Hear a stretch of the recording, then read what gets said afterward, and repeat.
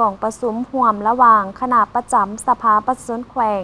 กับองค์การปกครองแขวงขมวนเพื่อปรึกษาหารือและก้าเกียมความพร้อมให้แก่การดำเนินกองประชุมครั้งปฐมฤกษ์ของสภาประชาชนแขวงขมวนสุดที่5กองประชุมจัดขึ้นในวันที่23 เมษายน 2026โดยการเข้าร่วมของทานบุญมีพิมศรประธานสภาประชาชนแขวงปริญญาเอกสมสะอาดอุ่นศรีดาประธานคณะกรรมการปกครองแขวงพร้อมด้วยบรรดาคณะประจำสภาประชาชนแขวงคณะกรรมการปกครองแขวงบรรดาแผนกการอ้อมข้างและภาคส่วนที่เกี่ยวข้องเข้าร่วม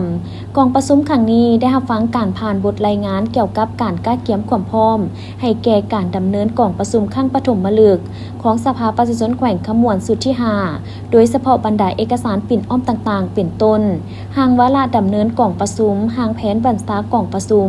หางบทรายงานของคณะกรรมการเลือกตั้งขั้นแขวงเกี่ยวกับผลสำเร็จการเลือกตั้งและยั่งยืนคุณลักษณะของสมาชิกสภาประชาชนขั้นแขวง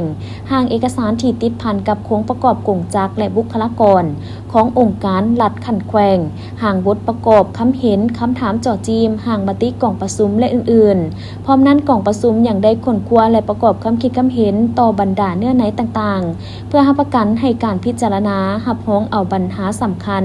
พื้นฐานของแขวงอยู่ในกองประชุมข้างปฐมฤกษ์ของสภาประชาชนแขวงสุดที่5มีคุณภาพสูงสอดคล้องตามแนวทางนโยบายของพรรคกลุ่มเกี่ยวกับนิติกรรมที่เกี่ยวข้องขององค์การบริหารรัฐขั้นท้องถิ่นทั้งเพื่อให้มีความเป็นเอกภาพต่อเนื่องในที่จะนำเข้าค้นคว้าและพิจารณาหับห้องเอาปัญหาต่างๆให้บรรลุตามระดับคาดหมายที่วางไว้ซึ่งกองประชุมข้างปฐมฤกษ์ของสภาประชาชนแขวงสุดที่5คาดว่าจะได้ดำเนินขึ้นในระหว่างวันที่28-29 เมษายน 2026อยู่ที่สโมสรแขวงขมวน